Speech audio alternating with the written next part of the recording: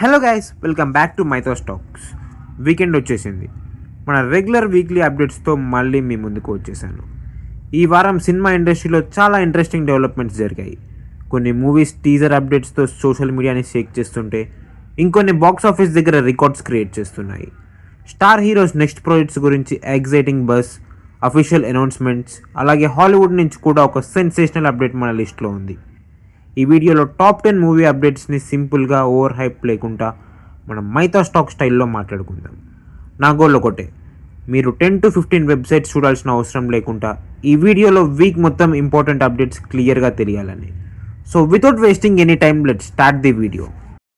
ముందుగా natural star Nani fans కోసం ఒక exciting update. The Paradise teaser release డేట్ని అఫీషియల్గా కన్ఫర్మ్ చేశారు.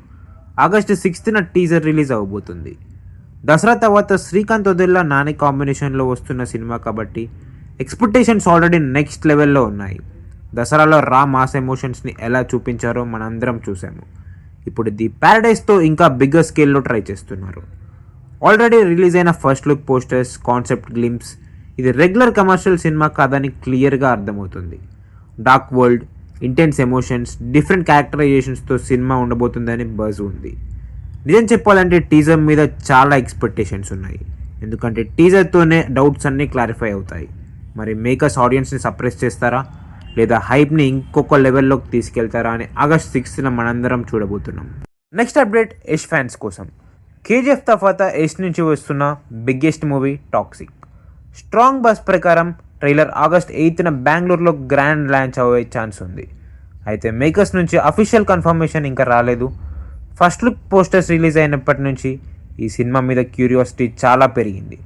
Director Geethu Mohan Das different cinematic world create చేస్తున్నట్టు ఫ్యాన్స్ ఎక్స్పెక్ట్ చేస్తున్నారు. ట్రైలర్ రిలీజ్ అయితే visuals, action scale, story mood అన్నీ ఫస్ట్ టైం క్లియర్గా తెలుస్తాయి. మరి కేజీఎఫ్ తర్వాత యష్ కంబ్యాక్ హైప్ని ఈ ట్రైలర్ మ్యాచ్ చేస్తుందా? ఆగస్ట్ 8th వరకు వెయిట్ చేద్దాం. నెక్స్ట్ అప్డేట్, ఓం వర్సెస్ జైలర్ 2. అక్టోబర్ బాక్స్ ఆఫీస్లో పెద్ద వార్ జరిగే ఛాన్స్ ఉంది. ధనుష్ ఓం అక్టోబర్ 16th టార్గెట్ చేస్తుంటే, Rajinikanth Jailer 2 October 15th release ప్లాన్లో ఉంది. అంటే జస్ట్ ఒకరోజు గ్యాప్ అంతే. రెండు star heroes movies almost same time release అయితే థియేటర్స్ ఎలొకేషన్ నుంచి కలెక్షన్స్ వరకు కాంపిటీషన్ చాలా ఇంట్రెస్టింగ్గా ఉంటుంది. ఇండస్ట్రీలో చాలామంది ఫైనల్గా ఒక సినిమా డేట్ని చేంజ్ చేసుకోవచ్చని ఎక్స్పెక్ట్ చేస్తున్నారు. కానీ ప్రెజెంట్ బస్ ప్రకారం రెండు టీమ్స్ కాన్ఫిడెన్స్తో ఉంటున్నాయి. నా ఒపీనియన్ ఏంటంటే కంటెంట్ స్ట్రాంగ్గా ఉంటే రెండు సినిమాలు హిట్ అయ్యే ఛాన్స్ ఉంది.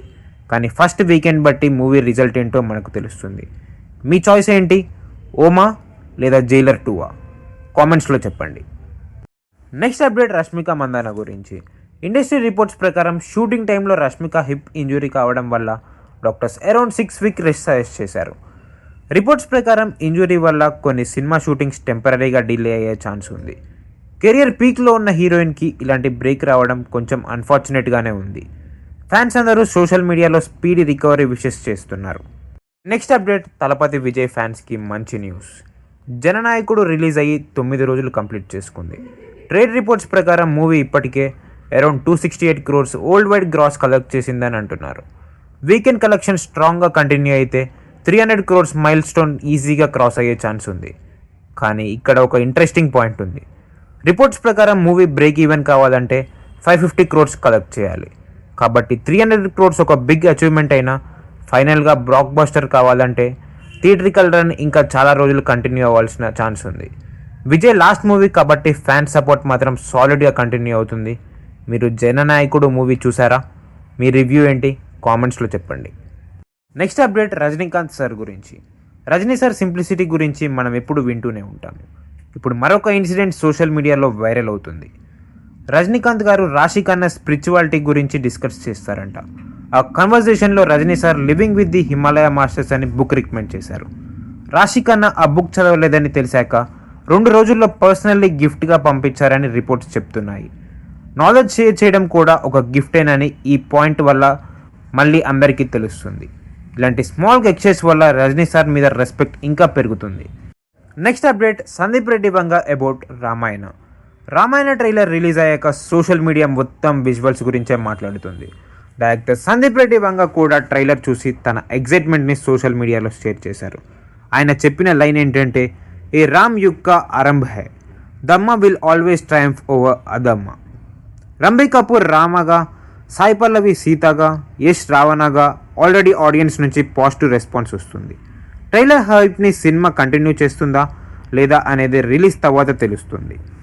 నెక్స్ట్ మహేష్ బాబు రాజమౌళి గురించి ఇంట్రెస్టింగ్ అప్డేట్.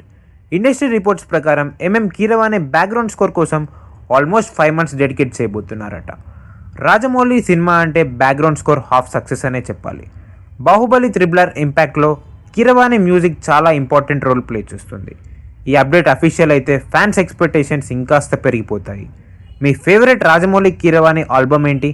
కామెంట్స్లో చెప్పండి. నెక్స్ట్ అప్డేట్ వెంకటేష్ గారి ఆదర్శ కుటుంబం హౌస్ నెంబర్ 47. రీసెంట్గా టీజర్ రిలీజ్ చేశారు.